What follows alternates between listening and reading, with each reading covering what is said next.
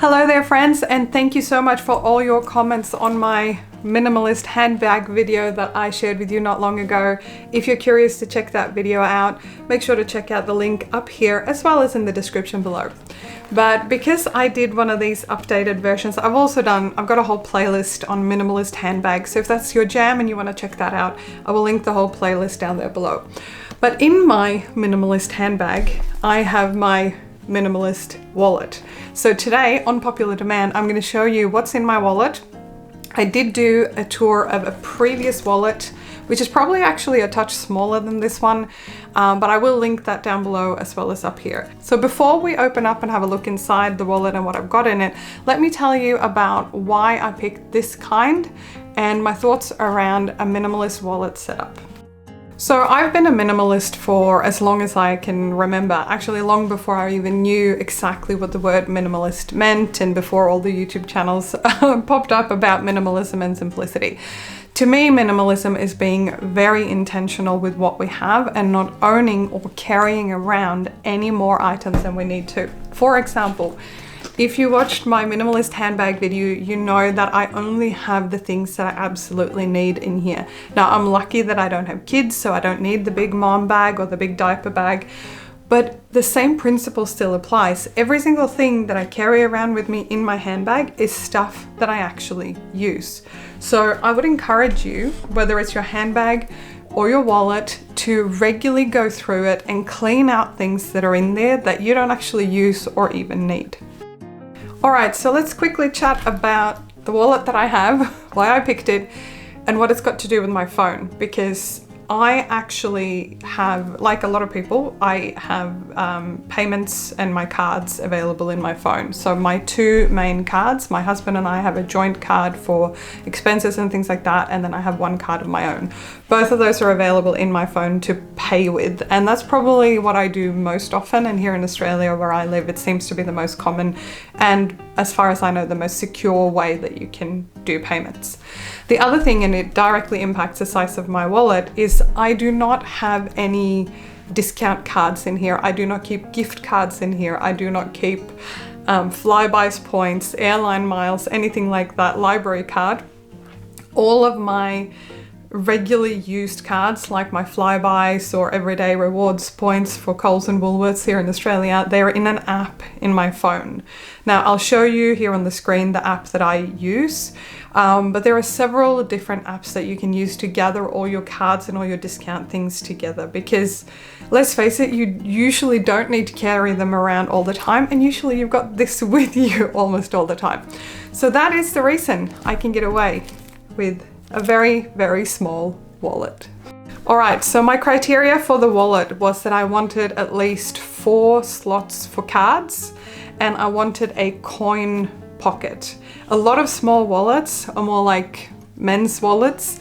They don't have a coin pocket, and I don't like that because every now and then you need a coin. For example, I have a coin on my keychain for the shopping trolley at Aldi, but I do think it's nice to have a coin purse. So this wallet has a little coin purse up here, and whilst there's a couple of dollars in there at the moment, I usually don't carry loads. If I have a lot of small coins, I will usually donate them in one of those little collection things that they have at the supermarket or at the till at most shops.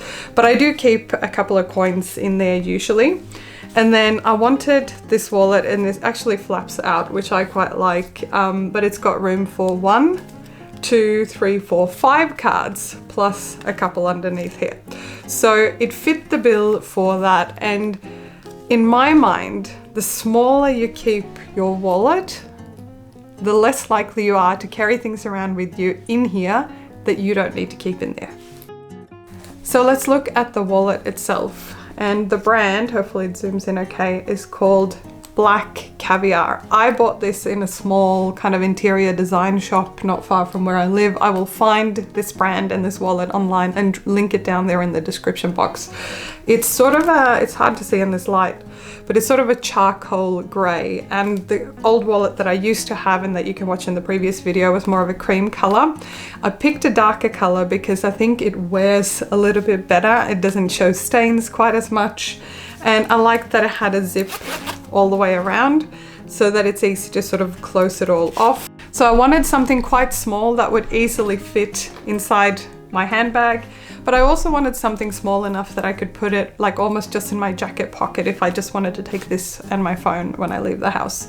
So that is the wallet that I picked. I've had this now for probably coming up on 6 months. I really like it. I'm not sponsored in any way, but it is the perfect size for me, and it is contained, meaning it is small enough that I can't keep any extra crap in there. If I have a few, 2 or 3 receipts, it starts to bulk out that sleeve where the bills go. So I need to clean it out on a regular basis, which is really good because it means that I'm not carrying around anything that I don't need. So I hear you asking, Emmy, what made the cut? What got to stay in your tiny little wallet? Let me show you. So we talked about the coin purse up here. I also have a small sleeve here for bills. And let's see how much cash I've got in here. I didn't plan to see what was in here, so let's see. Okay, I've got $15 cash. By the way, if you're not from Australia and you haven't seen our funny plastic money, this is what it looks like. So $15, it's not a lot of money, but I do like to have sort of 10 to 20 bucks in my wallet if I go to a garage sale or if I stop somewhere and there's like a collection for a charity or something. So I do like to keep a little bit of cash, even though I don't have a lot of cash typically, but I do like to keep that in my wallet. So I wanted a wallet that had somewhere to put both bills and coins. Then in terms of cards, I have kept it really, really simple. So on the front pocket here is my most used card, and I will show you because I actually had my wallet skimmed a while ago. So I just got these, I think they're from Officeworks, but these are basically a credit card protection, RFID protection thing, which I have on 2 of my cards in my wallet, which means that someone can't use one of those or is less likely to be able to use one of those skimming devices. So, but this is my most used card when I'm not paying with my phone. So that lives in the front pocket. Next up here on the inside, we've got my other most used card. So in here, obviously, I'm not going to show you because this is my personal money, etc. But this is where my driver's license goes. So I have that handy if I ever need to use my ID. I actually went clubbing with some friends for the first time in ages and had to use my ID a couple of weeks ago for a friend's 40th. So that was pretty fun. I was like, oh, you want to see my ID? Here you go. I digress. On the other side here, I've got a couple of other cards. I've got my Medicare card. It's basically a government healthcare thing here in Australia. If you are Australian, you know what Medicare is. And if you're not Australian, feel free to Google that. I've also got PTV, which is our local transport thing here in Melbourne where I live. So I've got a physical card here. I have actually got a digital pass as well on my phone, but I do like keeping this backup because every now and then when I'm in the city and something is wrong with my phone or I run out of charge on my phone, it's really dang nice to be able to take the tram or the train without stressing about it. And then here in the bottom sleeve, I have my work credit card. Again, this is my personal money, or well, my work money, so I'm not going to show you that. And in addition to the visible ones that you can see, this wallet has 2 little pockets under here. This one is actually empty, but in this one here, I keep my other main credit card that I use. So this is the card for my husband and I in our joint account.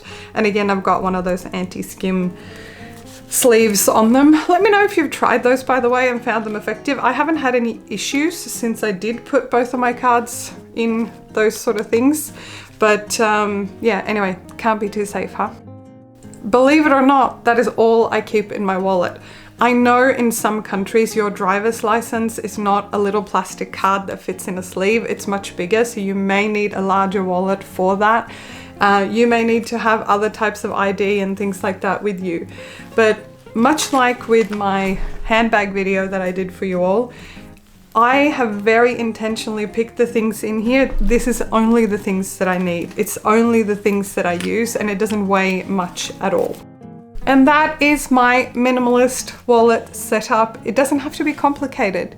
I think if you think about it from a minimalist perspective of going, what do I need?